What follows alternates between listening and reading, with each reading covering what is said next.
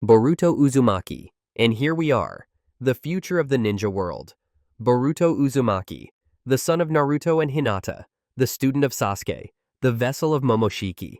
Basically, this kid's life is one giant resume of trauma and greatness. Let's get something straight. Boruto didn't start strong. He was a bit of a brat, cheating in the Chunin exams, whining about his dad, and getting punched by Himawari, which, fair. But then everything changed. He lost friends, he saw death, he got hit with karma, and he realized the burden of being the Hokage's son isn't just about expectations, it's about protecting a legacy. Boruto's current power level? Insane. The Karma Seal gives him Otsutsuki level hacks, absorption, space-time jutsu, but beyond that, he's also a tactical genius. This kid studies under Kakashi, Naruto, and Sasuke. His training is basically a shonen dream team. Then came the moment in Two Blue Vortex. Code shows up with an army of Ten-Tails monsters. Boruto arrives, cool as ever, rocking the flying Raijin technique.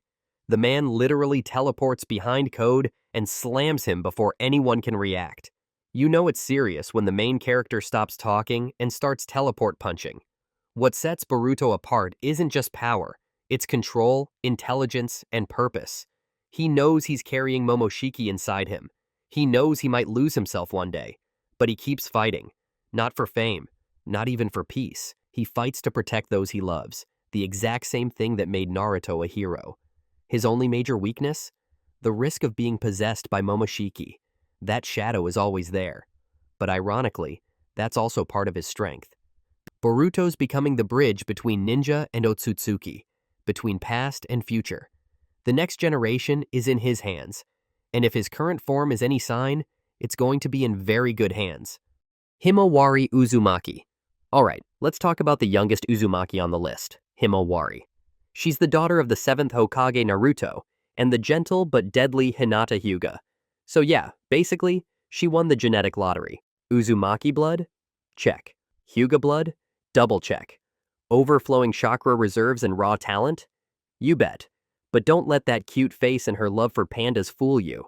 This girl has hands. Literally. I mean, she once knocked out her big brother Boruto and Naruto, the freaking Hokage, in a single punch. That's not sibling rivalry. That's divine punishment. You remember episode 93 of the Boruto anime? Boruto broke her toy. Bad move. She snapped, activated her Byakugan like a Hyuga prodigy, and delivered a punch so hard it cracked a stone pillar. Even Kurama inside Naruto went, "Nope, I'm going back to sleep." And here's the crazy part. She activated the Byakugan without any training. Most Hyuga kids have to spend years mastering it. For Himawari, it just happened. That right there screams potential. Fast forward to the Two Blue Vortex arc and things get wild. There are hints that she might be the next Jinchuriki of the reborn Kurama. If that happens, we're talking cosmic tier power. Of course, she's still young.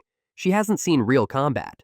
Most of her power so far comes out when she's emotional, which makes her kinda like Kushina 2.0, adorable on the outside, explosive on the inside. Right now, Himawari feels like a ticking time bomb of potential. If she trains seriously, she could end up becoming one of the most powerful kunoichi in the entire series. But until she stops using her fists only when someone touches her toys. Kagura Karatachi. Sliding here, we've got Kagura Karatachi, grandson of the 6th Mizukage Chojuro. Now this kid's story is one of redemption, blood, and a whole lot of blade swings. When we first meet Kagura during the Hidden Mist Village arc, he's a walking contradiction. Calm on the outside, but inside, the guy's got some serious bloodlust issues. He used to lose control during training and ended up hurting people. That's not exactly what you want in a future Mizukage. But with Boruto's classic Talk no Jutsu, Kagura starts walking the path of a true protector. Thanks, Therapy Ninja. Now let's talk about the swordplay. Kagura is an absolute prodigy with a blade. He was handpicked by Chojuro to be a successor. You don't just get that. You earn it. During the Mist arc, he completely outclasses Boruto's team. They were sweating bullets, and not just because of the island humidity. His sword swings were so clean, they made you flinch through the screen. After the time skip, it's implied that his sword skills reached levels that could rival young Sasuke. That's a terrifying thought. A young swordsman from the Mist Village, with Chojuro's training and his own killer instinct? That's cage-level material right there. Kagura's past trauma makes him hesitate or explode under pressure. That emotional instability can turn into a huge weakness, especially in high-stakes battles. Sadly, his screen time is short-lived, but when he's around, he shows the heart of a true shinobi. Inojin Yamanaka, the guy who somehow inherited both mind-hacking powers and art jutsu. Inojin. Talk about being born into the weirdest talent combo. His dad is Sai, and his mom is Ino. Combine the two, and you get a kid who can trap you mentally and doodle you out of existence. Inojin is blunt. Like the type of guy who says whatever he thinks and worries about the consequences later, or never. His teammates joke that his mouth moves faster than his brain, and you know what? They're not wrong. But that gives him charm. He's brash, a bit annoying, but undeniably gifted. Combat-wise, he's got range. He can use the mind transfer jutsu to possess enemies, which is terrifying if you think about it. Imagine you're fighting this kid, and next thing you know, you're punching yourself in the face. Classic. Then there's his Choju Giga, the Ink Beast jutsu. He draws creatures that come to life and attack. It's like Pokemon meets cursed calligraphy.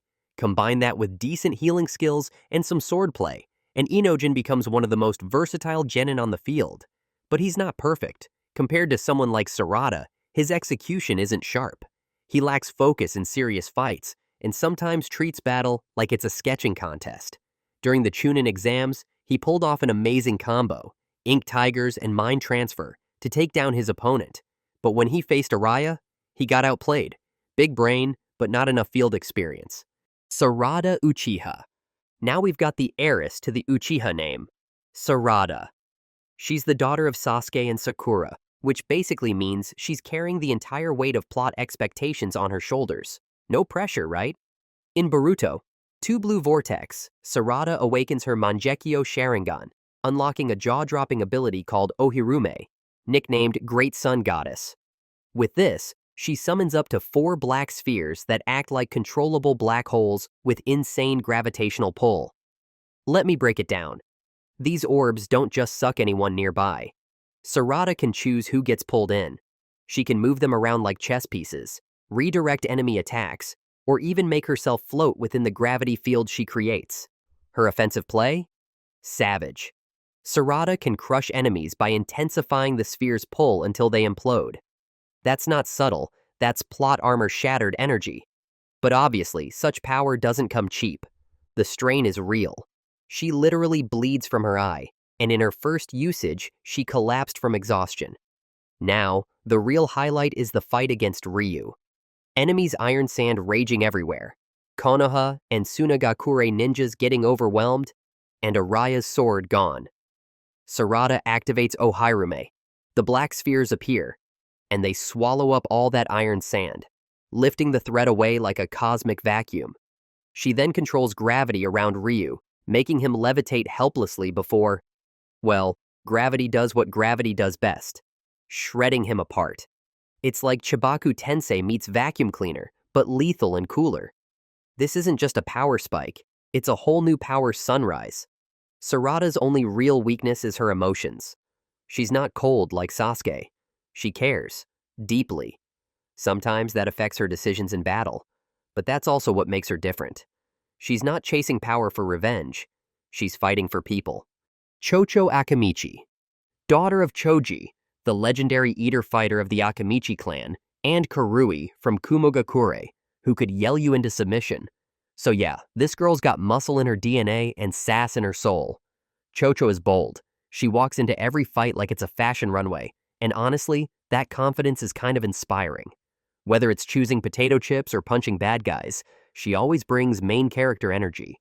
Sometimes that makes her seem a little self-absorbed, but hey, if you could use butterfly mode without popping a chakra pill, you'd be feeling yourself too. Now here's what sets her apart. Chocho can use partial multi-size technique and butterfly mode like it's nothing. Her dad needed those special pills that looked like they came from a sketchy ninja pharmacy. Chocho? She just flexes. Her physical strength is insane, and she's surprisingly fast for her size. If you blink, You might miss the moment she sends someone flying with one hit. Let's go back to the Chunin exams. Chocho used butterfly mode and absolutely flattened a massive opponent with one punch. The audience? Shocked. Her team? Speechless. Even her opponent probably questioned life choices mid-air. But she's not perfect. Chocho's combat style relies heavily on brute force. If you throw a bunch of tricky ninjutsu or long-range attacks at her, she struggles. Plus, she sometimes gets too distracted, like mid-battle existential crisis levels of distracted. Am I beautiful in this angle? Girl, focus. Still, after the time skip, she's shaping up to be a true powerhouse. Sarada might have the Sharingan, but Chocho's got stamina and heart. If she keeps training, we might just see a butterfly queen rise above the battlefield. Metal Lee. Now let's talk about Metal Lee. You'd think being the son of Rock Lee, the guy who threw hands at Gaara with no ninjutsu, would automatically make you a fearless beast. But Metal?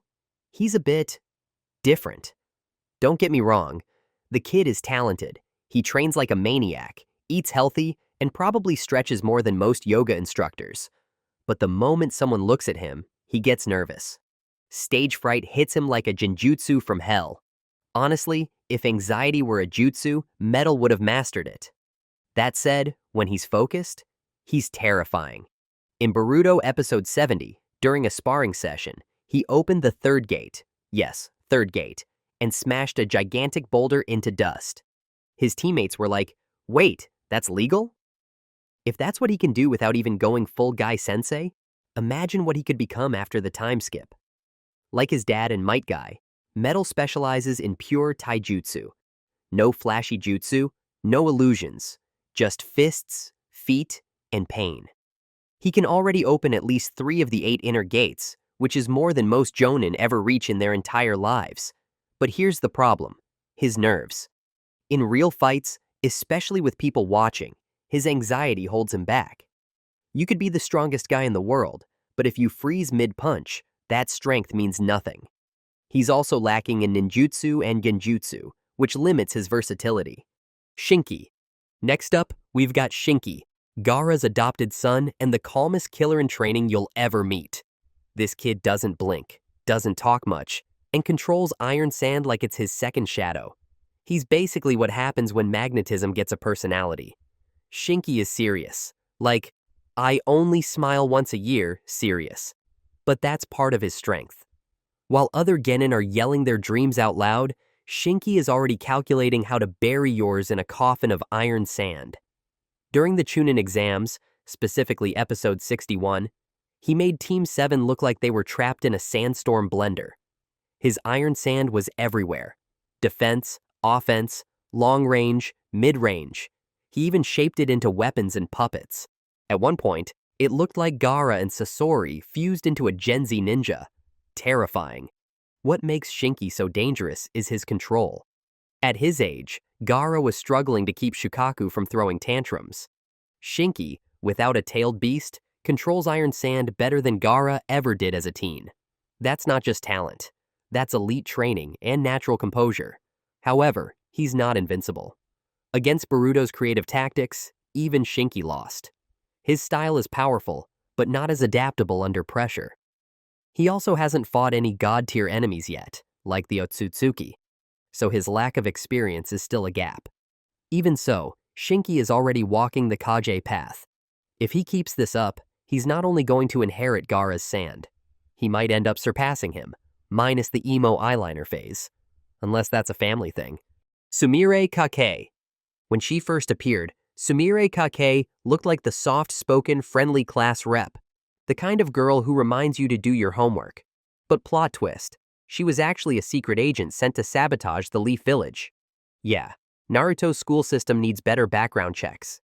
Sumire had a rough childhood, trained harshly from a young age, raised with the idea that she would become a living weapon, and connected to a giant chakra beast named Nue.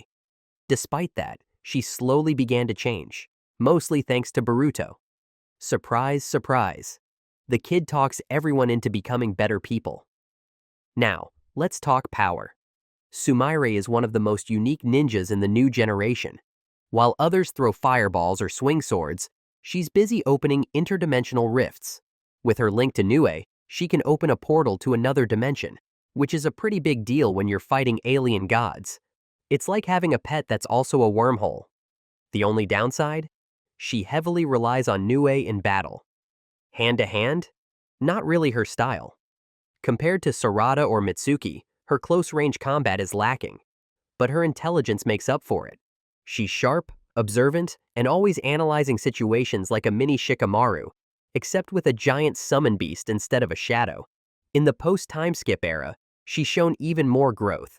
While other characters are still learning flashy moves, Sumire is getting involved with scientific ninja tech and top-secret missions. She might not punch through mountains, but in terms of brains and strategic value, she's vital.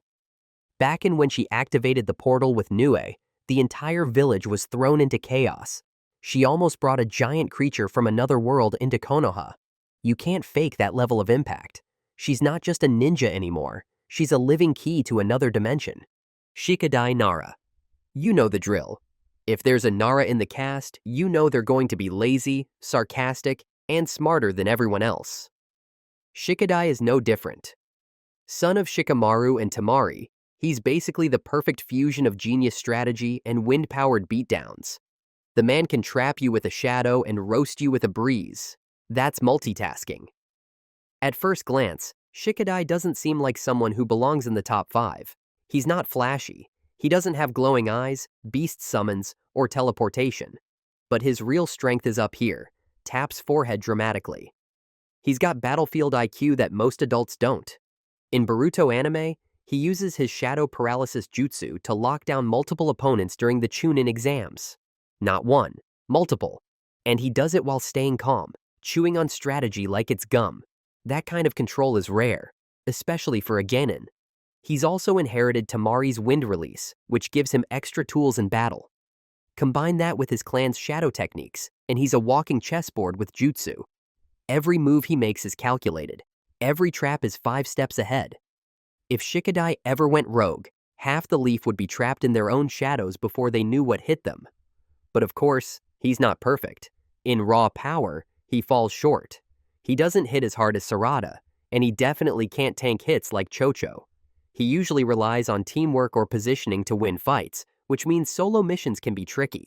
Still, in a group battle, he's the guy you want leading the squad. Mitsuki. Now, the artificial son of Orochimaru. Yeah, that Orochimaru. You'd think he'd be some dark, snake-obsessed maniac, but instead we get Mitsuki. Calm, loyal, and suspiciously smooth for a lab-grown ninja. Mitsuki is a walking contradiction. He was literally made in a lab, but somehow he feels more human than half the cast. He's soft-spoken, curious, and has this chill aura that makes you forget he's technically a scientific experiment. Oh, and he absolutely worships Boruto, like full-on sunshine-following devotion. At this point, he might be the only person who enjoys Boruto's jokes. But don't let that calm vibe fool you. When it comes to raw power, Mitsuki is an absolute monster, especially when he enters Sage Mode.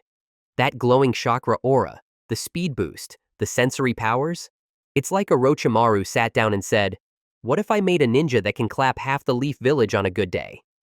During his fight with Shinki, Mitsuki unleashes Sage Mode for a moment. And it's terrifying. The energy shift was instant. Shinki went from smug to uh-oh real quick. Even though Mitsuki wasn't allowed to use it, he still did, and saved the day. Classic rebellious prodigy behavior. Sage Mode is powerful, yes, but it's also something he depends on too much. Without it, Mitsuki's fighting potential drops a tier. Plus, he struggles against genjutsu or extremely fast opponents, which is ironic considering how fast he is. Mitsuki is being hyped as someone who could surpass even Orochimaru. That's huge. Orochimaru used to give the entire ninja world anxiety. If Mitsuki keeps evolving, he might just be the Leaf's secret weapon. Silent, glowing, and always one Sage Mode away from breaking the battlefield. Kawaki, the boy who went from being a Kara lab rat to becoming Naruto's unofficial second son, Kawaki. His story is pain, trauma, betrayal, and also a lot of punching. Kawaki didn't exactly have a normal childhood. You know, tortured, experimented on, raised by Jigen like a broken science project. But the moment Naruto took him in, things started to change. For the first time, he had a home, a real bed, and someone who didn't treat him like a weapon. And that's when Kawaki's character really started to grow, emotionally and in power level. Now let's talk about that karma seal. With it, Kawaki becomes a walking nightmare. He can absorb ninjutsu, regenerate, boost his physical strength, and straight up melt enemies with advanced tech-like attacks. It's like someone stuffed a god inside a teenager and gave him abandonment issues. His most iconic moment? Jigen is tearing things apart. Naruto's down. Sasuke's injured. Things are looking bleak. Then Kawaki steps up and absorbs one of Jigen's massive chakra attacks with his karma seal, saving Naruto. It wasn't just brave. It was the moment he truly said, "I'm one of you now." His emotions are volatile. He's protective to the point of obsession. After the time skip, he's even willing to turn on Boruto to protect Naruto, convinced that it's the only way. That kind of instability makes him unpredictable. Add to that the fact that his powers still come from the Otsutsuki. Yeah, there's always a chance he might snap, or worse, be used.